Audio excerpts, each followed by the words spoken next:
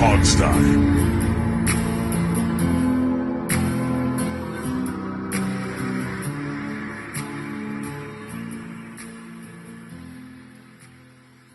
Hey everybody, welcome to the Hogstye.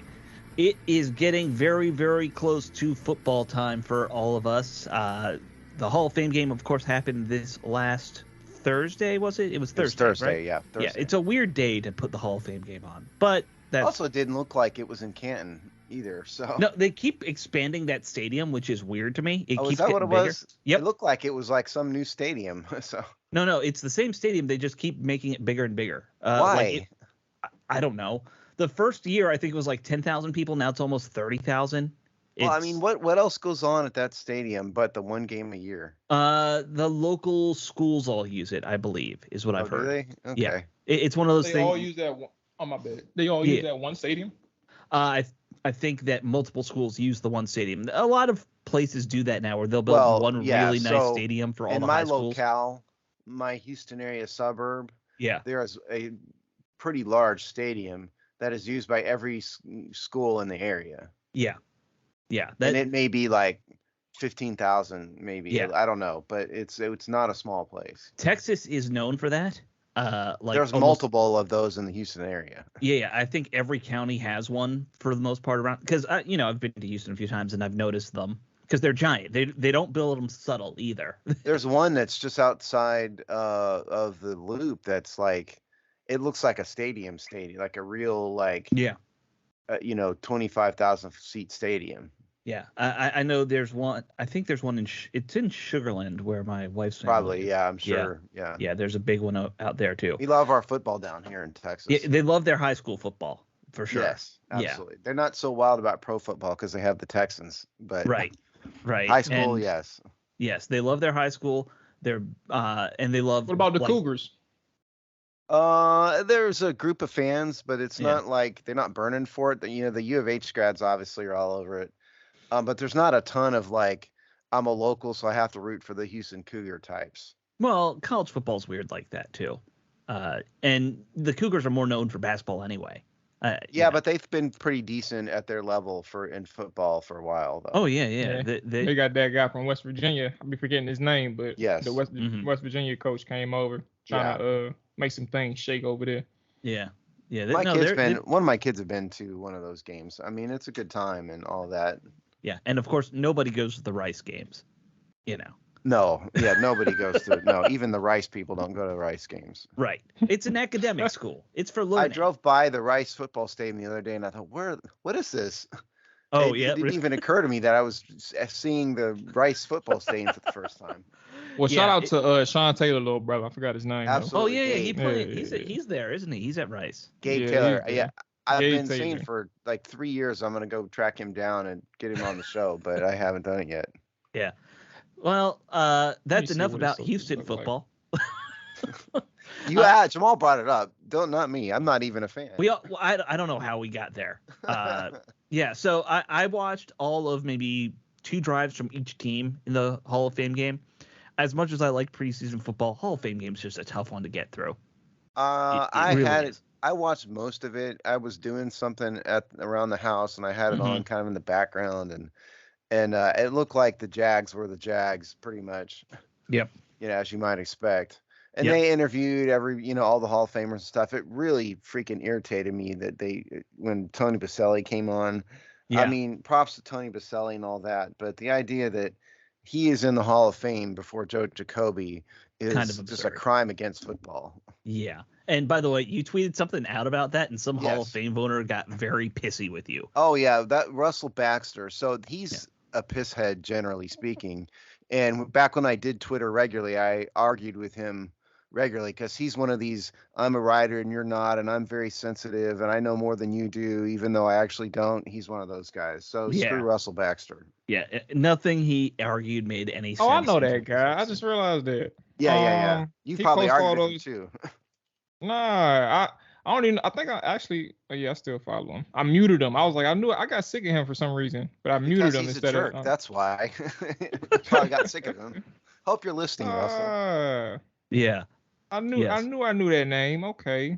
I don't know if he responded to me again. He responded to you like 3 times. Oh, he did. I woke up the next morning and there were like 200 retweets and likes and all that kind of stuff to our thing. I was like, uh-oh, Steve either did something really bad or really good. And turns out it was really good. Yeah, it was good. It was fine. And I got sick of Twitter in 5 minutes, and so I responded to him once, and I couldn't do anymore. Plus he's not worth my time. So no. And he, by the way, he does that to a lot of people. Oh, I know. Apparently. He's a jerk. That's what I'm saying. Russell Baxter, you're a jerk. He's a narcissist, 101. Well, he's one of these people that thinks he's special because he is a professional journalist. Right.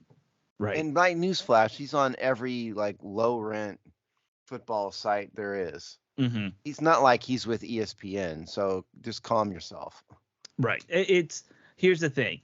Congratulations, you're a Hall of Fame voter, but you probably only make like $65K a year or something. It's not like you're raking it in. I remember one person who was on this show. It might have been after the show, so I don't want to say, and I don't want to say his name because I do like him. But Alex, you'll remember this. Oh, I know. He said, you can't walk in from your lawyer's office and be a journalist. And I think I said something like, yes, I can. And it turns out I was right because it's not that tough to be a sports journalist. It's actually a pretty easy gig. No, it's one of the easier things to do journalism about, honestly. Yeah, that's what I'm saying. It's super easy. Yeah. In terms of level of difficulty, I'd say journalist is probably the easy, or no, weatherman or weather reporter. Weathermen. Well, you have to have a degree in meteorology to do that, though. I mean, it's not like David Letterman. The people who report it don't usually. Yeah, but recently though, they've been meteorologists. Yeah, you used to put like the weather chart up there and put it in a short script. That's what I'm talking about more. I don't think they do that too much anymore. Well, the news people do. But anyway, weather, sports.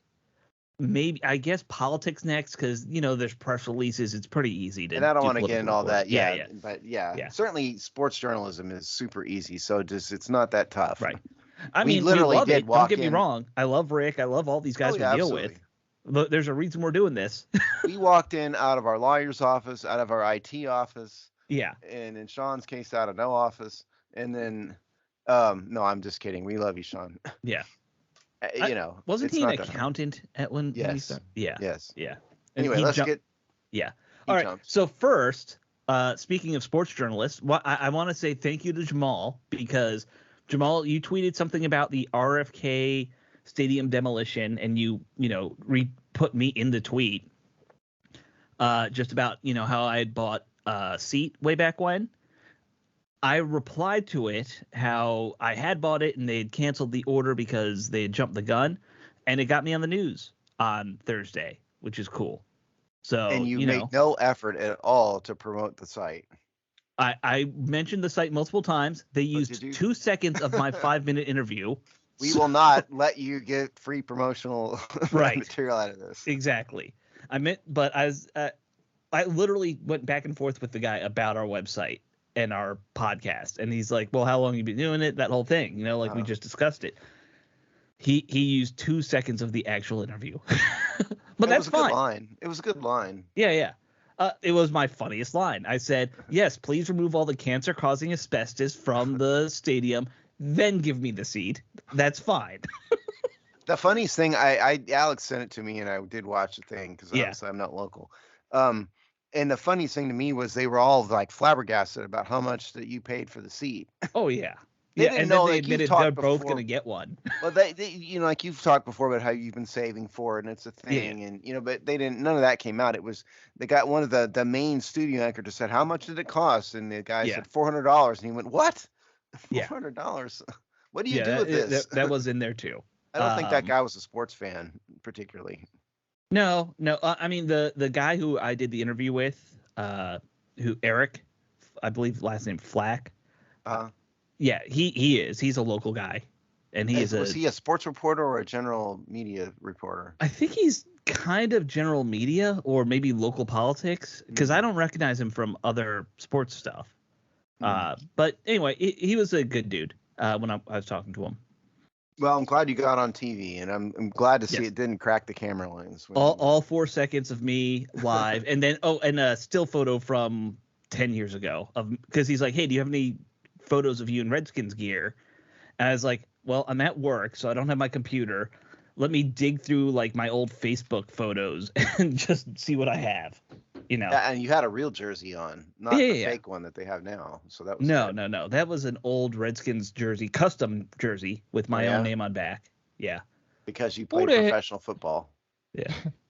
Right. I'm still flabbergasted when you told me they gave you like 2 seconds. Now, who the hell records somebody for an interview for how long was the interview again? Oh, about 5 minutes. Yeah. Why? I mean, you could have gave him 2 minutes. You gave that man a second.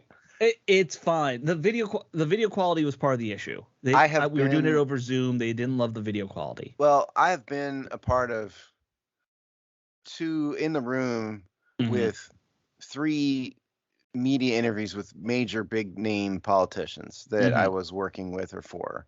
And for all 3 of those, they only used a fraction of what the guy said. Oh, yeah. Look, this is not my first time doing interviews. And those were like well-known big name politicians, you know. And here's the thing. I've been in articles, and you'd have to go dig deep for this one because this is probably 20 years ago. I've done political articles where I'm the one who came to them with the story and all that kind of, like, it was basically me as a political guy spinning a story.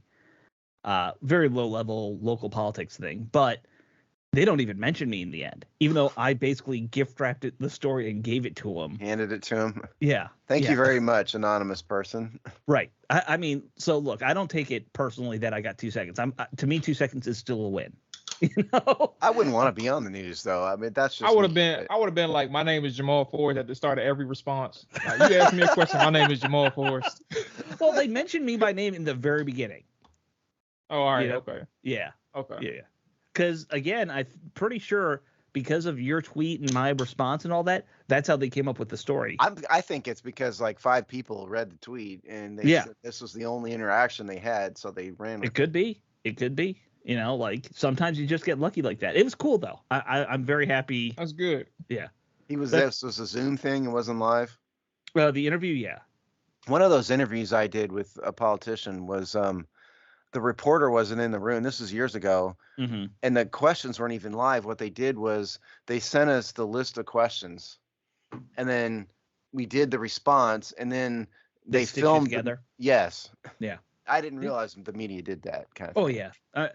It's one of the first things I remember learning in video production, like in middle school, was how to do stuff like that. Because like the reporter wasn't there at all. We never saw him. They just said, here's the questions, and they filmed the answers. So the wild one, Steve, and this is something that I don't know if they do this as much anymore, and this goes off on a bit of a tangent, but there used to be a thing they would do. We're way off the tangent highway right now. It's fine. So for like big media hits on the radio, they used to send the answers to DJs. Like, let's say, name your favorite musician. Let's say it was Tom Petty. I just know that's one of your favorite. They would send like 10 answers Tom Petty gave to questions, and they would just tell the DJs to read these questions like you're actually interviewing them. Oh, and then Petty had already said the answers. Right. So it's like, they like found so Tom, tell Petty me about your latest tour and how it's going. Hit play. Really? I didn't know that. Yeah. Oh, so they pretend they're on the phone and they're not.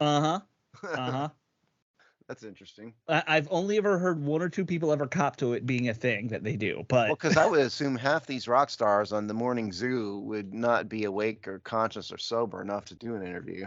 Right. Well, and do you think that they want to talk to 1,000 radio stations around the country? No. Right. Especially when you get to like some small town in Iowa that you don't even know the name of. Yeah. That's something that they do. All right. So insider tip there, people. Yep. That's a fun little. I don't think they do it as much anymore, but they used to. All right. Let's change up. So we got a couple things to talk about. Jamual, you were at training camp, and you're going today, right? To the. Hell no, I ain't going today. I got actually I was giving away my tickets. I forgot. I did say something about it on Twitter, but I'm giving away my tickets. I'm going away party, friend going to grad school. You know, we doing a little send off. So that versus that's training still fun. Camp, so. But you were at camp yesterday, absolutely. so we can get your thoughts about training camp out there. And then we got some roster moves. Well, why don't we do the roster moves first, Steve? Just get those out of the way. Because the roster it's nothing big, right? Yeah, no. So we have another guy who claims to be retiring when he's not. Trey Walker, he's Drew White. Drew White is retiring, yeah. But I mean, he's not really retiring. We've been through that last week. And then they signed Devontae Bosby. He's an interesting guy because he's been around a little bit and he's played a little bit. Mm-hmm. I mean, he's never, he's played for all the teams, one of these career journeyman practice squad guys. It's even worse than that. I'll just run through those because it's interesting. The Chiefs, the Bears, the Chiefs again, 2015 through 2017, the Eagles, 2017-18, something called the San Antonio Commanders. I don't even know what that is. That was the Alliance for American Football. Okay. He was with them for 5 minutes. And the Broncos, the Cardinals, the Broncos again, the Raiders, the Patriots. Alex, what's the New Jersey Generals? That would be the USFL. Okay, he was with them before Washington. So he's been with, like I said, all the teams.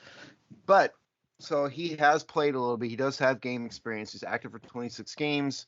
Started 6 of them, 60 tackles in his career. So he's played. So I think he's one that fans should have some hope for, maybe he can show something. He's 6'2", 290 pounds, according to Pro Football Reference. Yeah. Okay. It's very sad that you could just name these teams from minor leagues, and I know exactly what I know. That's why I knew. I didn't even have to ask you if you knew them. I knew you knew them. So you was the XFL analyst at one point, Alex. So you got your little thing going on with the smaller leagues. Was I an analyst? I don't think I was an analyst. No. Hey, it don't matter. You knew the XFL in and out. You was an analyst. Doesn't matter. Jamal, you're right. We were credentialed media. What was the Washington team called, Alex? The Washington or DC Defenders. The Valor. It was the Val. We were credentialed. Well, that was the. Oh, I'm thinking the AFL. That's what I meant. We were credentialed by the Valor. Yeah, and then we did one show and realized nobody cared and never did it again. Yes, I had 0 listeners for a show I did, which was really depressing. Was it really 0? Like 0? Yeah. I think I might have been 1 with you. Didn't I do that with you? I think. Yeah, I think you humored me because no one else wanted to do it. The only listener was you and me.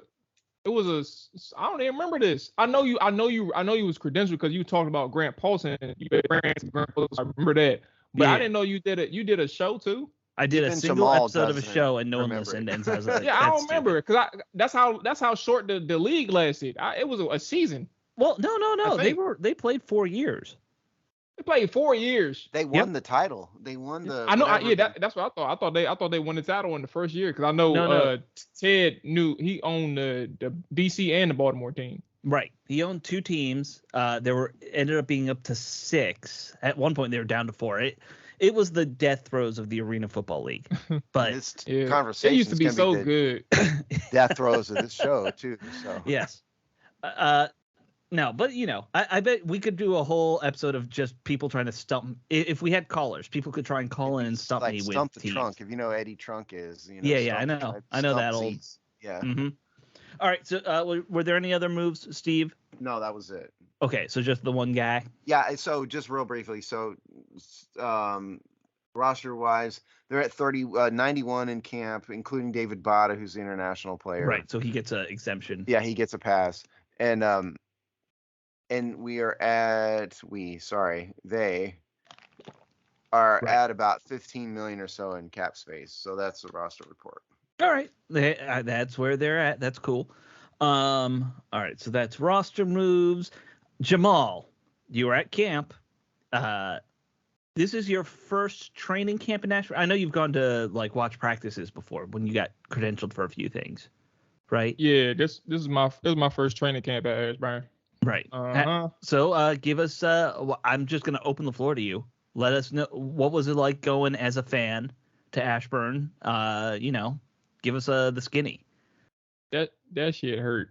I ain't gonna lie to you. It was frustrating because hold on, who changed? I just realized somebody changed my picture, my thumbnail on my article that I wrote about the training camp observations. On our site? No. No. This was Hogs Haven. So let me. It was frustrating because, and I say it lightly because it took me a while. Like I was thinking about this even to the morning of. Like do I want to do this? Because like I know we all talked about it. We all got it off our chest like a week or two ago about the sore feelings stuff. So I'm like, do I really want to go? And I thought about the positives. Mm-hmm.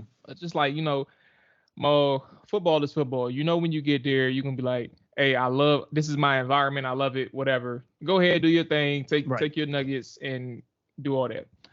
So I say that to say I went, and we'll just go ahead getting straight into the information. It was a heavy day. I mean, a heavy personnel, a lot of run fits, a lot of run situations, a lot of goal line. Was it a pads day? I know they. It was pads. They were hitting. This was actually the first day where they had pads on starting Tuesday, if not it was Tuesday or Wednesday. I think this week they've had pads on, yeah. Yeah, but Friday was the day where they were actually getting tackled to the ground. Like that was allowed. So this was more so the most physical day that they had for practices and stuff like that. So for me, one of my observations, it was a ton of observations. I guess I'll just go down the line because it'll be a lot to talk about. Sure. Inactives, obviously, Curtis Samuel was a key. Of course, key inactive. Like they were following him. And De'Ami Brown were inactive for full team drills as well. Both of them were working on the sideline. So they weren't necessarily completely inactive, but in terms of team drills, they weren't really practicing. And obviously, we know about the quote unquote pitch count that Curtis Samuel was on throughout training camp. So that is what it is. We don't have to rehash that unless you all have y'all theories or concerns that y'all haven't got off your chest about Curtis Samuel. But they didn't mention anything about De'Ami Brown, but Curtis Samuel, we kind of know what they're doing. Curtis Samuel, so I didn't realize he was on a pitch count because, I mean, y'all know I haven't paid a ton of attention this year. I guess he's just injury prone. Some guys are like that. Mm-hmm. It's a shame because I think he has a place on this team. But it really looks to me like this guy just cannot stay healthy. I mean, if he's on a pitch count in training camp for an injury that happened, 9 months ago or whatever. And it's not even like a broken bone type injury. No, it's just like a muscular injury. And so maybe he just might be a guy that just isn't going to work out. To be clear, though, since I know Steve is somewhat in the woods with this one, Rivera said that when this initial quote unquote pitch count came up, this is more to do about conditioning than it is an injury. But it's funny because while he said that, I think it was a report from Nikki Javala of WAPO that he had an injury listed and his injury list was hamstring. So she wrote that in a recent article. So I'm like, in my head, I'm like, what the hell? Because Rivera's telling us there's nothing to do with an injury, but she's reporting in her article that he's listed with a hamstring injury. So I don't know. Maybe that was a slip, and maybe she was just referring to his prior injuries. Maybe that was the case, or maybe Ron Rivera is telling the public and the media that it's all about conditioning. However, the official injury report says hamstring. It's either one or the other, but there's something there where it's like, all right, I don't know, but he told us publicly that he's trying to get back with conditioning. So they're not necessarily focused on having him there every single day and practicing every single day, which isn't that weird. Worse though? I mean, how did he show up at camp out of condition? Out of shape? Yeah, right. I don't know. Right. I mean, I'm just confused. I mean, I do get that they've been extra cautious with Antonio Gibson too. But Gibson at least gets out there and practices time to time, and then they're like, well, we're giving him a day off after that, just to, we don't want him to get worn down, that kind of thing. I mean, there've been these type of guys on this team and other teams before where it's just a never-ending string of injuries they're never out there. It's just a shame, because I think this offense. There's a place for him on this offense that he would be of benefit to it. But if he's not in shape and has hamstring or whatever it is all the time, he's just not going to be helpful, and they're going to have to cut him. Yeah, going back about 20 years, we used to kind of call it club can't get right with it was all the Redskins. who I don't remember the guard who it was, but John Hall, Lavernius Coles, they always just got hurt. Yeah, Lavernius Coles is the one that's popping in my head. Yeah, turf toe, constant turf toe issues. And John Hall would like kick one field goal from 50 yards and then have to go, be on IR for the rest of the season. Was it Gregory? I can't remember who the guard was. There was some guard they spent a lot of money on. You're right. Yeah, no. Same thing. Yeah. But it's just that kind of thing, man. Like some of these guys, they just don't get healthy. It's very frustrating. All right, but Jamual, so what else did you see other than these guys being hurt? Did anything stand out? I got a ton of nuggets. I wasn't even done yet. Dip those nuggets in some sauce, man. Let's get them. I like that. Okay, so I'm just going down the list. So we're not even done with inactives. Logan Thomas and John Bates obviously still out dealing with their injuries. Sure. Obviously Logan's on the PUP list, but Cole Turner and Samuel Reyes got hurt in practice. Cole Turner actually got hurt on the first play of drills. He was on. So essentially he was running. They were running inside zone again when we were talking about short yardage situations and a lot of heavy personnel. Washington had I think 12 and 13 personnel. For those who don't know, is one running back, 2 tight ends, or 1 running back, 3 tight ends. That's where you get that 1. That's where you get the 2. That's where you get the 1. That's where you get the 3. So they were running a lot of heavy personnel, and on this particular play, Cole Turner was responsible for climbing to the second level and blocking a linebacker on a zone run play. So for him, the run play was going opposite of where he was lined up, and he had to block Cole Holcomb, and Cole Holcomb essentially got him off him, and Turner fell to the ground. And Turner at one point I thought it was his knee. Thought he was grabbing at his knee. So he got up, shook it off, missed one play. I think he came back ultimately 2 plays later, made a catch. Percy Butler lit him up. I don't think Cole Turner understood that they were live. So he got hit. Probably thinking that the play was over after he caught the pass, but it wasn't over. And he got knocked on his butt. And that's when he ultimately left practice for good. And was seen by the medical staff. Rivera ultimately said post-practice that it was just a hamstring, which is weird, but also relieving, I guess, if that's accurate. And that it wasn't nothing what I was thinking it was with anything with his knee. It was just a hamstring. So him and Samuel Reyes both were injured and missed a good portion of practice with hamstring injuries. Same thing with William Jackson injuries, hamstring. They said he was iced up, so Rivera assumed that it was injuries. Now football. Jamin Davis and David Mayo, there's an interesting thing going on there. And situational defense, I think a lot of people, and I was actually speaking about this earlier, when it comes to David Mayo, he had the start when it came to the 5-2 front, 5 down linemen, 2 linebackers. Cole Holcomb and David Mayo were lined up next to each other in the 5-2, and kind of shed light to me that I think that Washington has carved out a specific role for David Mayo in this defense. And I think it comes a lot to do with like rundowns or maybe even heavy personnel. Once again, that was the kind of the theme for majority of the day.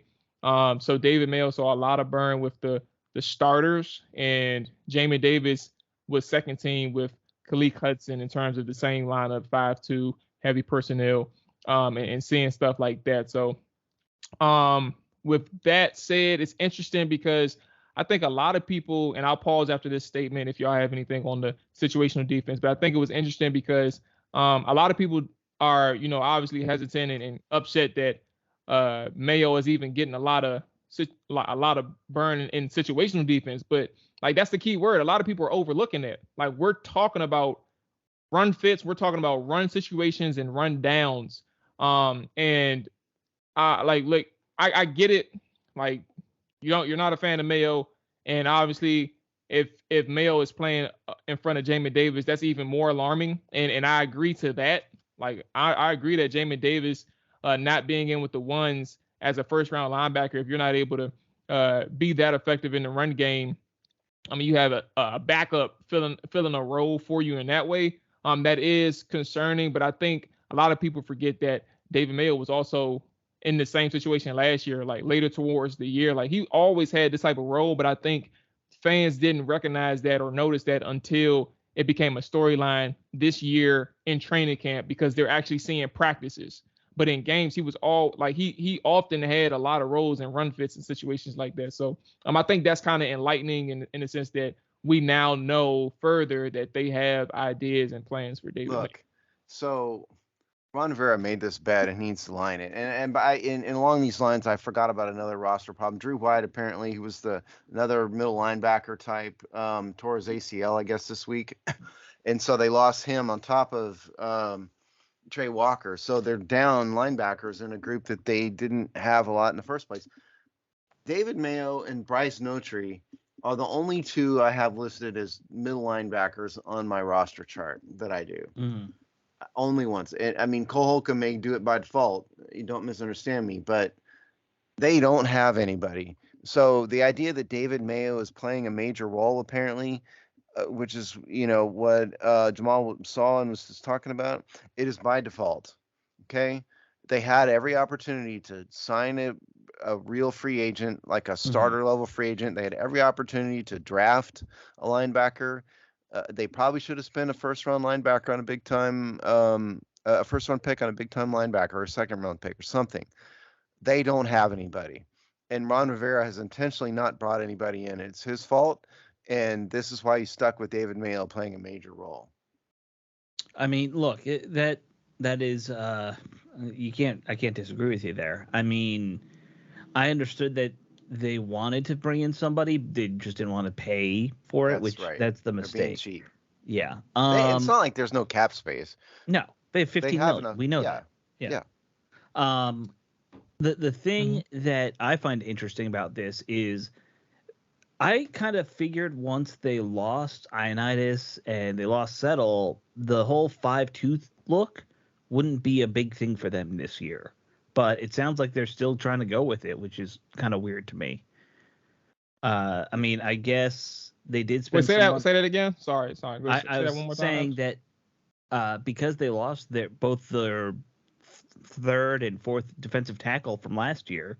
I know we drafted a guy, but I'm surprised they're going with as much 5-2 look as it sounds like they have been at training camp. There's not an option. Okay. They don't have 3 starting level linebackers. They don't have a choice but to do they've got Cole Holcomb, who's a starter for sure. Not great, but the best they have. And they have Jamin Davis, who's a starter by default and necessity. We'll see if he gets it together. None of the rest of these guys. Khaleke Hudson, there's your nickel linebacker, call it BN, whatever you want. That's what he does. Sean Harris, don't know. Minor player. Milo Eifler, same thing. David Mayo, we talked about. Bryce Notary. Drew White gone. Trey Walker, fake retirement. There is nobody in the linebacker corps. It is the weakest position group on the team by far. And I just don't know what to say about it. It's just roster negligence. Yeah, it's very strange. I mean, their obsession with running a 5-2 and then this Buffalo nickel. Well, they've got 2 linebackers in charge. I just, Ron Rivera linebacker, Jack Del Rio linebacker. I don't understand. I mean, from a larger theory that the NFL is going pass happy, I do get it. But it does leave you exposed. They're going tight end heavy too, though. And who's the best equipped to cover tight ends are linebackers. Generally, yeah. I don't really have a problem with the 5-2. I actually think that the five down lineman is an underrated package of theirs. Like, I think it's multiple ways you can run it. You can run the 5-2 and you can run a 5-1. And you figure out from there how you want to affect the quarterback. But when you have that 5 down defensive lineman, the benefits of that is it's hard for offensive linemen to really what's the word I'm thinking of? Shade or slide to one side of the ball. Like, it's always man on man. And when you have good pass rushers, when you have effective defensive linemen, that can it's hard for me to say it like this because I know what I've seen lately. But like the theory is, if you can get and generate stunts and twists off the line, it's hard for people to account for like slide protections or shading to one side because You have to account for each man on man, and then you make plays off of that. So I've never, like, the more I watch, the more I'm in favor of that 5-man front. And then obviously they have sub packages off that too. Again, the one linebacker and 5 defenders, 5 defensive backs. So it just depends on how they want to run it. And again, 5-2, that short yardage situation. Or run situations. But I think the coverage on the back end is going to have to be better because, again, I'm about to transition to one side that was interesting. And this was the second team defense where I mentioned Jamin Davis and Khaleke Hudson. This time it was Khaleke Hudson. Jamin Davis wasn't in, but it was actually one of the people that you named that I keep forgetting his name, Steve. It's the guy from Illinois, I believe. Eifert or something like that. Eifler. Yeah, him. He was in with Khaleke Hudson on this particular play, and Percy Butler was the deep man as a deep third in a cover 1 situation. And again, when we talk about heavy personnel and things like that, I don't want to sit here and say that Percy Butler had a bad practice because of this. I want people to understand that while the reports for Percy Butler may be good coming out, like from an overall standpoint, understand that he's still processing things, his processing is not where you want it to be at times. And I want people to understand that he's still developing and growing in that area. And it's not all. It's if you hear 100% rave reviews, I just want you to understand. You heard it here that Jamual is telling you it's not always like 100% positive with Percy. I'm like, there's still some things that he needs to learn. And what I'm about to say is that when they were doing their run situations, short yardage situations, again 5-2 defense, there was cover 1 play where they ran a bootleg. The offense did, and on the bootleg, the cornerback, I forgot his name. I want to say like 36 or something like that. Number 36. He was in coverage, and Percy Butler, again, as the deep man, is playing cover 1. That was so Danny Johnson if it was 36. Okay. So Danny Johnson. All right. So who's 37? Just to make sure is he a cornerback too? 37. 37. Let's see. Yeah, that's Corn Elder. Okay, so it was either one of those two, Danny Johnson or Corn Elder. And they're covering the receiver, and on the run play or the play action, Percy Butler, as the deep man, jumps down and crashes thinking that it's a run. So immediately when he sees the handoff, he goes down, and when he realizes it's a pass, he ends up checking 36 or 37's man. So now they're all checking one person. And in that same vein, Sammis Reyes, he has a block and release situation. So he's blocking, he's releasing, he's going towards the sideline, and on the bootleg, Taylor Heineke, I believe, is looking for whoever's open. Happens to be Sammis Reyes, who's wide open, and there's two mess ups on this play. One is from Percy Butler. He's not deep. If he was deep, he would have been able to recognize that Sammis Reyes was wide open. You're preventing that 50-yard touchdown run or touchdown catch and run. The second play or the second thing is, I think it's either Eifert is why I brought him up, or Khaleke Hudson. I always forget who was on that side, but either 46 or 47 on that particular play had bit and lost their assignment. They completely left Sammis Reyes unchecked. And at the end of the play, or towards the end of the play before the catch was made, you see that 46 or 47 forgets, like, oh, snap, I left my guy wide open. Let me go ahead and run back and try to catch up to him. But at that point, the ball is being delivered. Sammis Reyes turns after the catch and goes upfield with help from the receiver that Percy Butler tried to stay in man coverage. So he has a lead blocker going up the sideline for that touchdown. I say all that to say, I wanted to point out Percy Butler, particularly on this play, because while it's not completely him, if it's a man-on-man situation and he's the deep third or a single high, you still will be able to save a big play from happening if you were where you're supposed to be. And I wanted to highlight that part because, again, it's about growth and development, but he is one person where you have to understand that he's still not where he needs to be. And if you hear those, Percy Butler's having a great camp, it's not all great. And that's not, if I'm seeing it on my one day, there's probably multiple times where he's not where he's supposed to be on the field defensively as that single high guy. Well, yeah, I mean, look, Percy Butler's a rookie, and it's fun to root for the rookies and all of that, but all of them have stuff to learn. Sean Taylor was out of plays routinely, early in his career, and he just had the athletic ability to make up for it. Darryl Green did it all the time. Yeah. Oh yeah. By the way, and he was just one of the top, probably two fastest men. His most famous plays is him fixing something where it was a busted play. And that's the Eric Dickerson play, where Eric Dickerson was running by himself, and Green caught him because he ran a 4.140. Right. And so that stuff happens. But Percy Butler, I mean, I liked him in college. I think his talent, but I think it's completely unrealistic to expect the guy to step in and become Ed Reed, right away. It's just not realistic. And safety, they have some good players at safety. True. I mean, Cam Curl, he's a solid pro. Bobby McCain, solid pro. Troy Apke, Hall of Famer. No, I'm kidding about that one. But corner's another one. I mean, they've got decent starters at corner. So guys like Percy Butler, whatever secondary role you want to throw him, he will have time to develop. It's the linebacker group is the problem, because I have to wonder. I mean, Khaleke Hudson's going into year 3. Yeah. Of his career, and he's not got a ton of traction yet. And so you have to wonder if he's ever going to get it. I mean, Jamual, truthfully, from how you described it, it sounds like Butler might have been out of position a little, but at the same time, if he's the single high safety, he has to be on the deepest guy. That's the assignment. Yeah, generally speaking, right? Like that. Yeah. That's going to be his job. And if two guys in front of him screwed up, I realize in theory he would be the last line of defense. Yep. Yeah, but and of course nobody's going to catch Seamus Reyes. A good single high safety, like a veteran, I think would. Seamus Reyes is the last guy you would want to have running by himself if I was a defender. Yeah, a guy who's 6'2", runs like a 4.5 or whatever he runs. Yeah. Or not 6'2". He's like 6'8", right? He's not that tall, guy. But he's a big dude. Yeah. Yeah. This is a group that Jamual, you called a basketball team last show, if I recall. Mm-hmm. Yeah, 6'5" and up. Ain't nobody shorter. Yeah. But yeah, I just wanted to showcase that. Obviously, again, as we transition to the next phase, it's just the fact that Percy is the single high in that instance, and obviously the linebackers did have man responsibilities, but Percy as a rookie, still learning. That's it.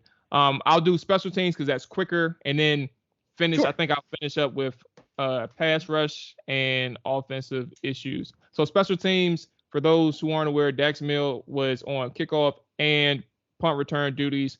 He did both, but he was the primary punt return guy.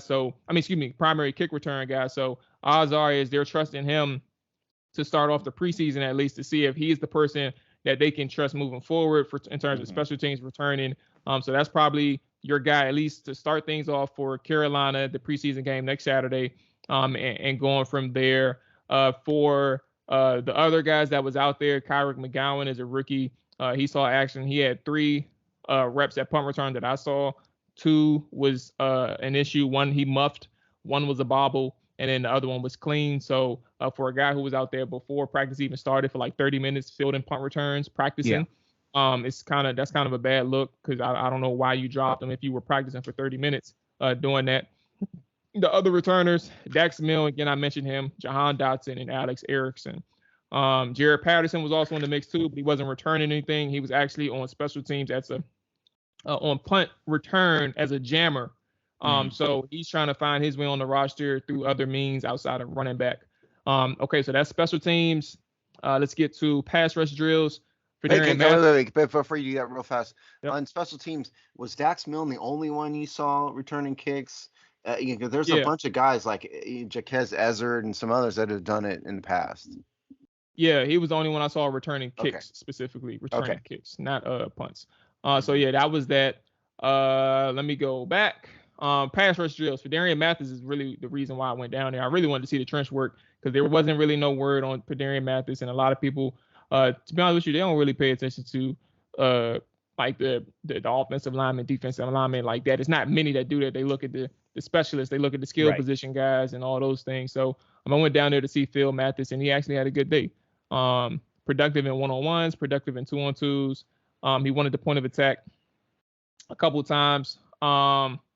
And I liked his pad level. I liked his ability to push with power and keep the offensive guards unsettled in terms of their inability to anchor down and defend against power, like they were on skates in a sense. So he was pressuring the quarterback that way.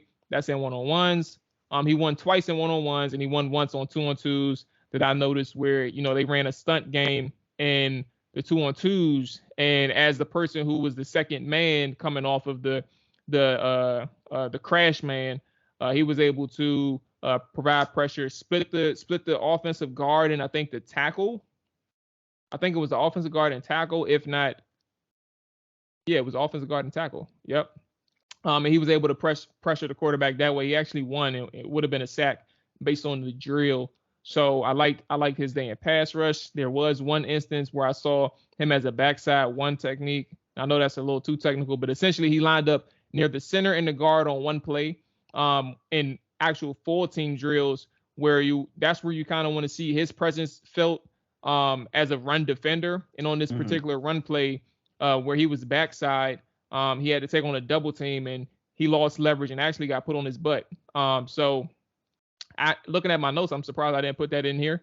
But that was actually a noticeable thing for Darian Mathis because while it was one rep, it was something where I didn't anticipate. Me as a person who liked Darian and thought that he was the best draft pick for me coming out outside of Jahan Dotson. But that's what happened with Darian. I liked what he did yesterday. So on that, so he's primarily, you think, going to be the nose in that 5 front? Oh yeah. Okay. Yeah, he'll be the nose guy. He'll be the one technique, which is between the center and the guard. And yeah, I think he's that primary guy. They want to kick Daron Payne away from that nose. I don't think Daron Payne. I mean, they put him there a lot because I don't think it was him and Tim Settle primarily that played that last year, and I don't think they want Daron Payne anywhere near. I think that Daron position. Payne is more like a 2 or 3 tech, not a 0 or 1 tech, if you ask me. Yeah, he's definitely. I think he's a 3 tech. And I think he's primary 3 tech too. I ain't gonna lie to you. Absolutely. I don't think Allen too for sure. Allen, yeah. Yeah, Allen can play. I like him at 2. I like him at 4, and I like him at 3. Yeah. I think the issue with Daron is I don't think Daron is a guy who's really that good at shedding blocks. Like he's a good run defender, but I think the issue is like when you ask him, it's like certain people like they have their skill sets, but he wins with quickness and he has good eyes.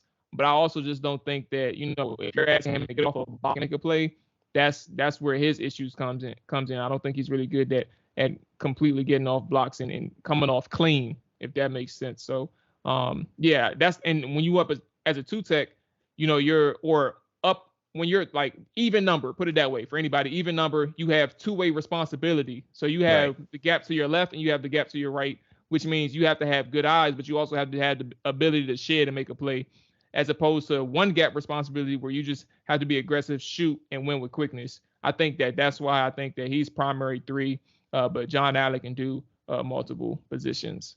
By the way, we're rattling off the numbers really quick. I'm hoping our fans, most of the people who listen to us, are probably savvy enough to know what we're talking about, right? I would have thought, yeah, that's probably. I know that's why I said I know I'm getting technical, but hopefully, like when you hear the easier ones between center and guard, that can help you understand where that fit is versus like me saying techniques. 0 over like center, 1 between center guard, 2 over guard, and just keep going out. The higher numbers are the farther outside. Think about it like that. Yeah. So when you see like the Eagles used to run a 9 wide thing, they were talking about wide 9 technique. Way out. I'm pretty sure they skipped numbers even for that one. Yeah. So that's literally it. And then Sam Cosmi. Had a interesting day. And it was one situation where I noticed Sam Cosmi up against Montez Sweat. Sweat actually won the rep. He won with speed. Sweat is traditionally like a power guy, but I think it was smart to really test his speed rush against Sam Cosmi. And I think he knew that. I ain't gonna lie to you, but he beat him. Cosmi was a second too slow reaching his set point, like where he wanted to meet Montez Sweat in his pass protection. So he took an angle. And he was slow to get out to that angle. He tried to wash Montez Sweat, and what I mean by wash is like getting him around the edge of the quarterback, like where the quarterback would be. He tried to, but in theory, if this was a real rep, Sweat would have been able to beat him around that corner and make a play on the cornerback. So, on the quarterback, excuse me. So would I say that to say, like, Cosmi lost that rep, but after the pass rush drills were over, Cosmi and Sweat got together for like a lessons learned type of conversation and just kind of discussed, like, had like a plan and a way to discuss how Cosmi could get better against a certain rush or how Sweat presented that rush plan to him. So they had a good conversation. It was probably like for like 3 or 4 minutes too. They had a conversation after that drill was over just to kind of discuss those instances. So Cosmi struggled against speed rush, but they talked about it. Yeah, let's stop right there. So Sam Cosmi, I don't know if people realize this, but the team actually has a lot riding on him. Yeah. As a developmental tackle, obviously he's a second-round draft pick, but Charles Leno, Cornelius Lucas, these guys are both over 30. They're 31 each. They're not going to be around forever. And even if they're around for several years, they're not going to be as effective. And none of the rest of these guys have, significant resumes. Sadiq Charles, we know about him. Willie Beavers, the guy they just signed, Alex Akingbulu. I mean, none of these guys scream starter. And so from a long-term perspective on the tackle position, it's Sam Cosmi, really, that's it. So what I would assume they're hoping is that he develops. I don't know if they're necessarily going to flip him to the left side, but they're hoping he develops into like an anchor kind of tackle. And so the idea that they have Montez Sweat, who is a talented pass rusher, there to work against him every day. They can talk and give each other tips and all that, is a pretty big benefit, because let me tell you, if Sam Cosmi doesn't work out, I mean, it really would set the team back in terms of their offensive line. So I think that's a bigger issue than people may realize. Oh, for sure. I mean, and I have high expectations for him. I mean, the last right tackle that they drafted that high was Morgan Moses, and he worked out pretty well for him for a long time. Yeah. And then you go back to John Jansen as like the archetype of this. Oh yeah, but Jansen I think was a first-round pick, wasn't he? No, he was no. Not. No, I thought he was a very high pick. Definitely. Well, I think he was a second-round pick. Oh, okay. He was a guy that played with 2 club hands one game. Remember this? Yeah, I remember that. And he actually enjoyed it. How do you even win like that? I don't know, but it hit was people in the face, Jamal. That's how you win. Like boxing. Maybe. Yeah. Okay, so I'll close out with the offense. And this one will be really quick. It's mainly to do with running back in red zone. So Sam Howell in red zone situations threw an interception. I wasn't able to see how it unfolded because of where I was seated, but threw an interception. The offense altogether had 3 turnovers that I counted. 2 Antonio Gibson fumbles. Now it could have been like handoff issues. Who knows? But I did see the ball. Like he put it this way, his name was definitely correlated to the 2 fumbles. His name was definitely attached to it in one way or another.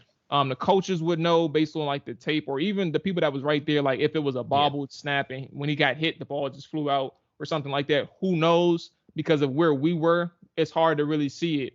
But there was definitely 2 fumbles where he was a running back. Put it that way. And I guess that's as fair as I can really make it for Antonio Gibson.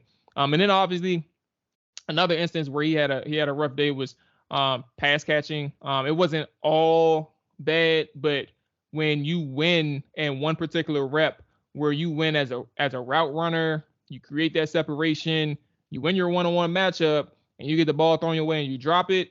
That's not a good look. He was wide open. He dropped it. That is problematic. Again, Sam Howell threw that interception. We talked about that one. And then red zone situations, the offense looked pretty bad.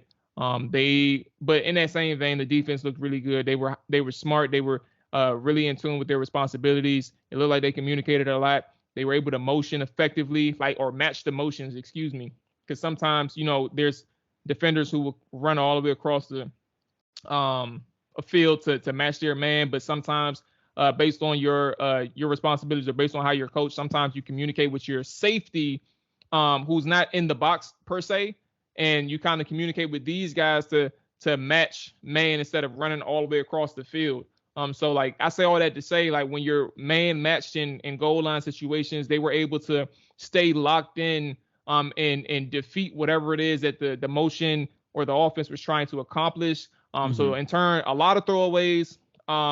They did score one touchdown that I noted, but there was fumbles in the red zone. There was tackle for losses, at least 2 or 3 yards in the backfield. One particularly made by Casey Toohill. He also picked up a fumble, which would have been like a house call the other way. So a lot of issues with the offense being able to match their scheme and what they want to get accomplished versus executing it. It's the so fumbles that's the last and the thing. interceptions that would bother me about it. And I would also, by the way, say that the reason why Jamual could not see what happened on Howell's interceptions is that the team chose not to credential us. If we had been credentialed, Jamual might have been in a better position to see what happened, but because they chose to be cowards, that's what happens. And that's because when we're credentialed, like I don't know about you, Jamual. I love to always just be like right at where the goal line is, well, that's kind of the line of scrimmage. Yeah, that's kind of the point. And again, if the team hadn't been cowards and afraid, then we would happen. Yeah. But the fumbles with Antonio Gibson, I mean, they happen, and it's just practice, and nobody should expect the offense to be at 100%, in the week 1 of training camp. Or is this week 1? Week 1. Week two. Okay. Yeah. Well, regardless, they're still developing, but the fumbles are disconcerting, to me. That's. Go ahead. Good. No, I was done.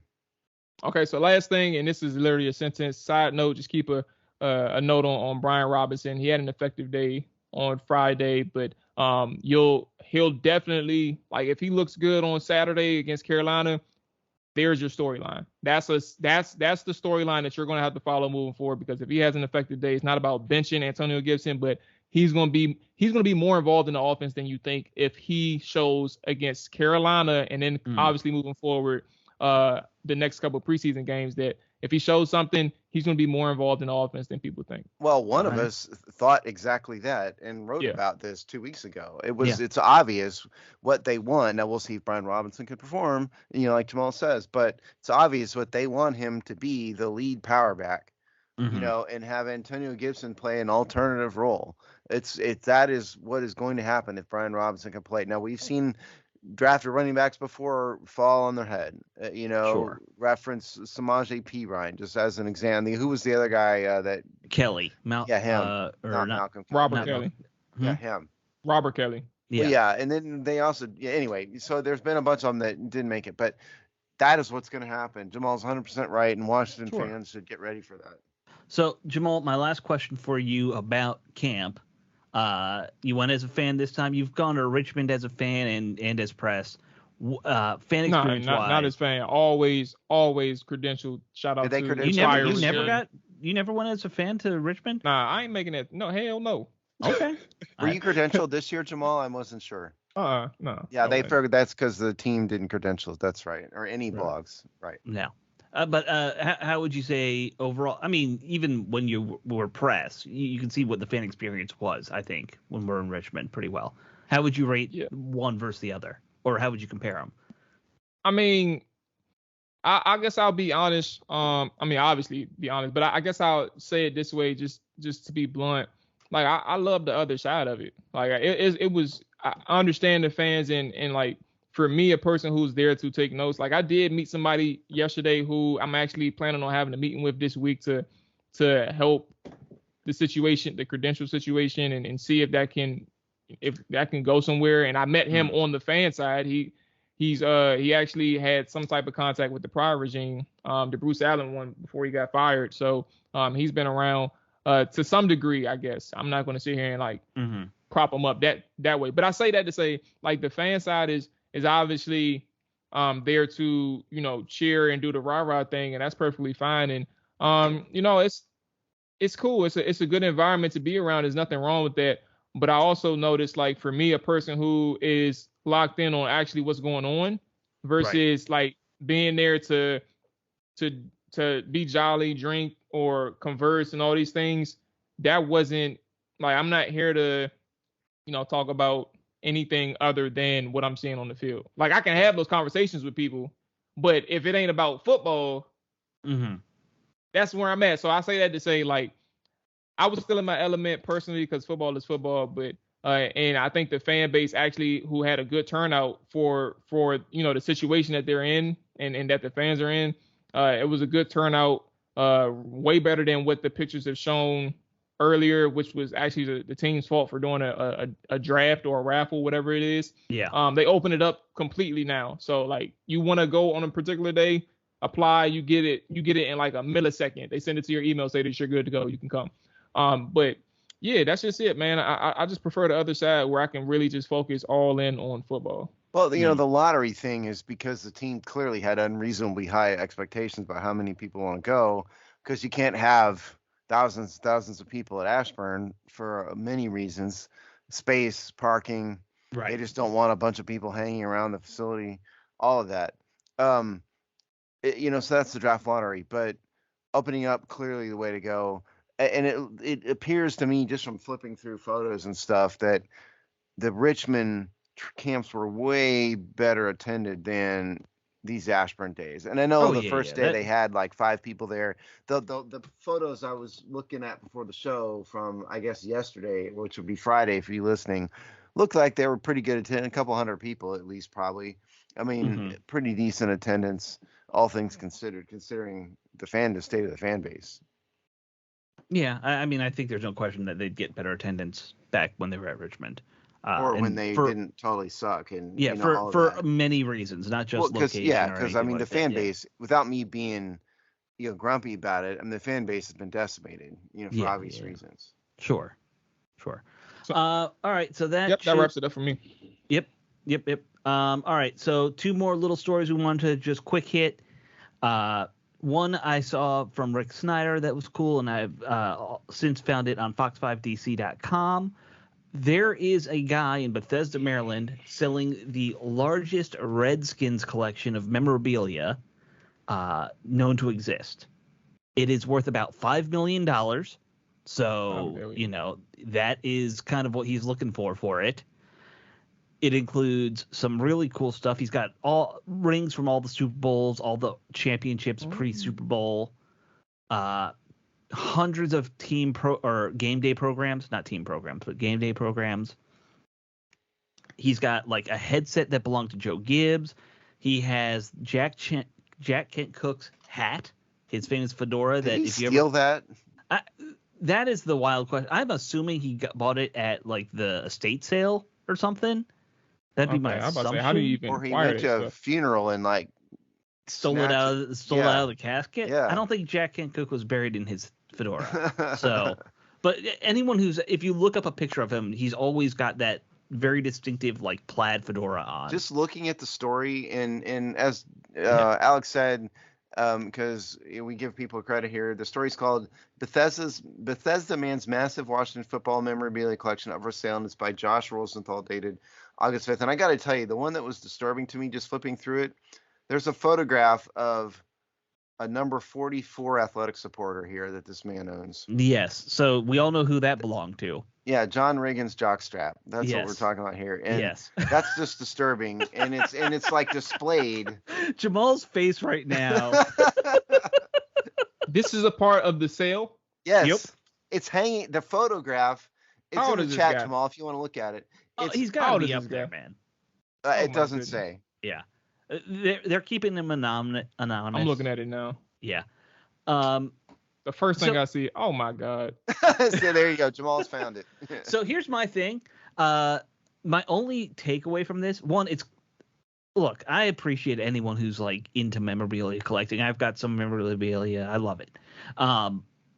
This is the kind of collection, though, that athletic supporter hanging on your wall. I don't have that. There's certain things I won't collect, but this collection in general. My question is, was it washed when he bought it? Yeah. My thing is, why isn't the team just like, we want to buy this because eventually we're going to have a new stadium and we want to have a history museum and we want to put some of the stuff in the there. Answer to this? Yeah. Well, there's 2 answers. I know. They're incompetent. That's the answer. Yes. And Dan Snyder's cheap. He wouldn't want to pay for it. Right. And with the whole, renaming thing, who knows if they'd want to, have a bunch of Redskins stuff. It's a whole thing. I get it. He wants nothing to do with people remembering Jack Kent Cook for any reason. Right. He would like to pretend he always owned the team. Well, Jack Kent Cooke was beloved and Dan Snyder's hated, and he doesn't want to remind people of that. That's the problem. That's the real reason. Yes. Hey, good news is it's not Jack Kent Cooke's jockstrap. Yeah, that is good. There's some cool stuff. Did you say Sammy Baugh's signed contract from 1949? I didn't say that. I didn't go through the whole thing. Okay. No. Cleats worn by Vince Lombardi. Sammy Baugh's 1949 contract. Mm-hmm. So there's some cool stuff in here. That's really neat for those of us who are true Redskin fans. Right. This goes way before my time. All this stuff is really cool. I mean, okay, maybe Dan Snyder doesn't want the Jack Kent Cooke stuff. You're telling me they don't want the Sammy Baugh contract in their little museum that they would eventually have? Yeah. You tell me they don't want John Riggins' athletic supporter to be the principal display in a room? I think that would hang over the entryway, right? Like you hang it over the door like you would mistletoe. Right, exactly. Loose. Not in a case, just loose. Just hanging there. Yeah. All right. So the last funny little thing, the team announced that they are going to be doing a team cruise next year. If you want to go on a Royal Caribbean cruise ship, I think it's 7 days with Doug Williams and Joe Theismann and some other legendary players.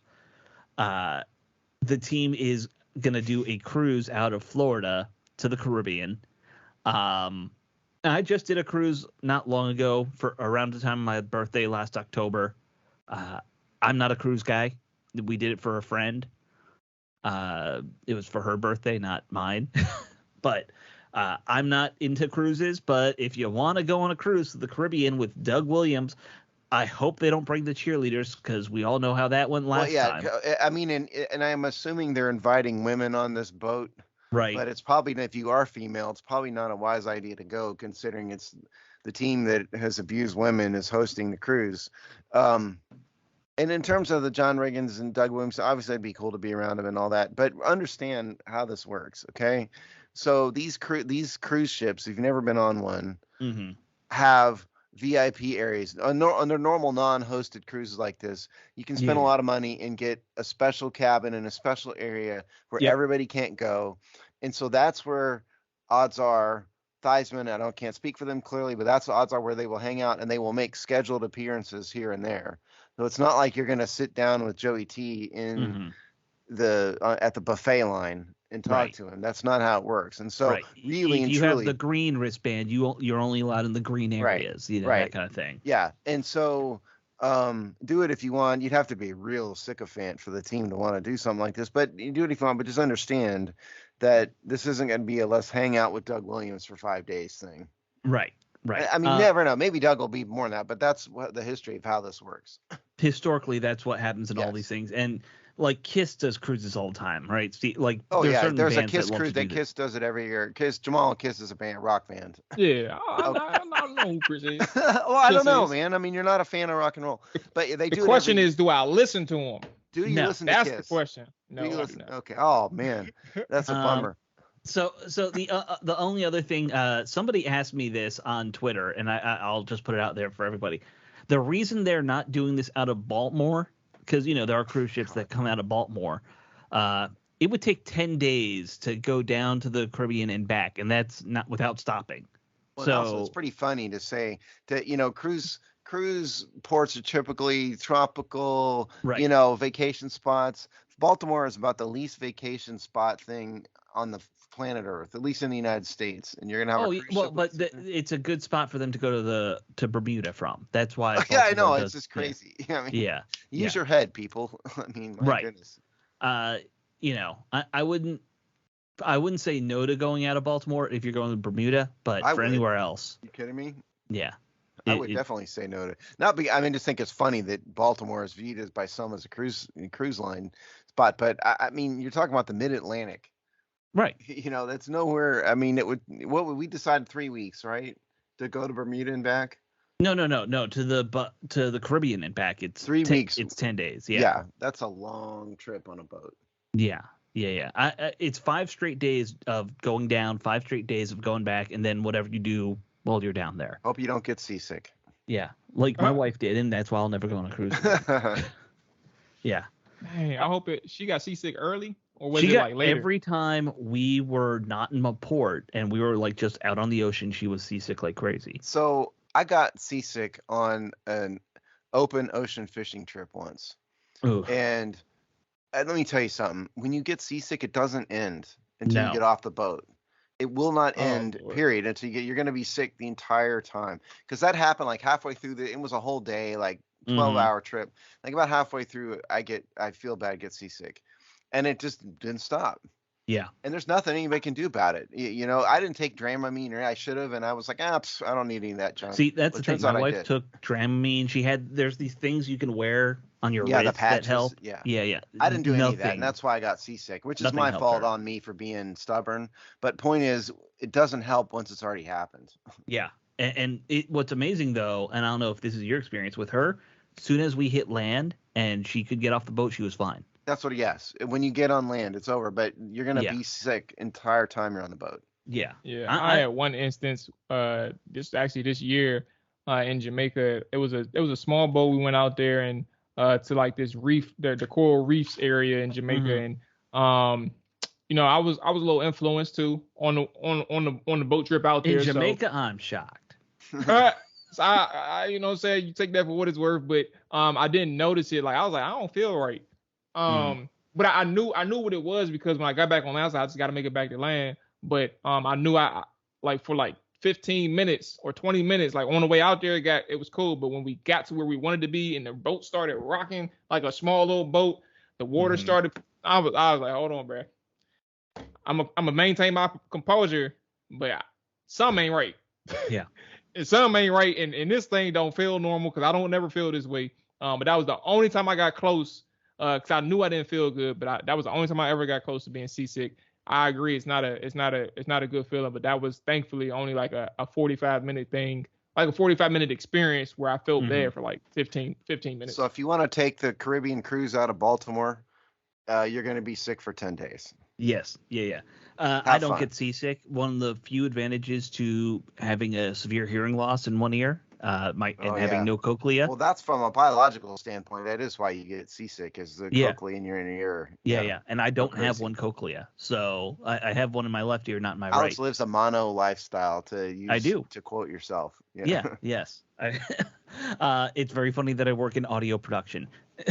It is funny. Yeah, actually. Yeah. You know if the audio is imbalanced from left to right, do you know? I literally will take my headphones and switch them around. Oh, is that what you do? At work? Yeah. The people are in audio production know what I'm talking about. Yeah. And I've done that a few times, but so I don't get seasick. I've been on boats where like you're on a small boat and the waves are bigger than the boat that you're trying to get through, and I'm fine. I had a friend of mine who went on an Alaskan cruise a month ago, and he's been begging me to do it for years, and I haven't for a variety of reasons. But I was like, man, didn't you get seasick? And he had taken a ton of Dramamine and worn the patch and still got sick, you know. Yeah. Because the boat's going like this in Alaska, you know. Yeah. That's more scary than anything to me. But so all I've seen from Alaska waters is when they do that little the crab and Deadliest Catch. Yeah, I'm about to say, I seen what the waters look like with that. So I don't know why you want to do a cruise out there. I don't know why you want to do it. He did a fishing trip, not a cruise. Oh, fishing. Oh, there you go. That's even worse. Like, it was, because it's a smaller boat. Yeah. Yes. I don't know why you want to do that. What's exciting about it? I mean, Steve is not dumb enough. Steve is not dumb enough to want to do that. Yeah. If you want to go to Alaska, I'll go with you to Alaska, but I'm not getting on a fishing boat. Are you a big fisher guy? I don't think you've ever mentioned being a fisher. Well, I mean, I do occasionally, but rarely. You know, I'm not I've done it, but not. You've never really brought it up in 7 years. So, no. You know, yeah. All right, guys. I think that covers everything that's going on with the team this week. We will be back to talk about the first preseason game, I guess. So we'll adjust our schedule for that, guys. All right. See you all next week. Bye. Who on the team thinks a cruise is a good idea? Good Lord.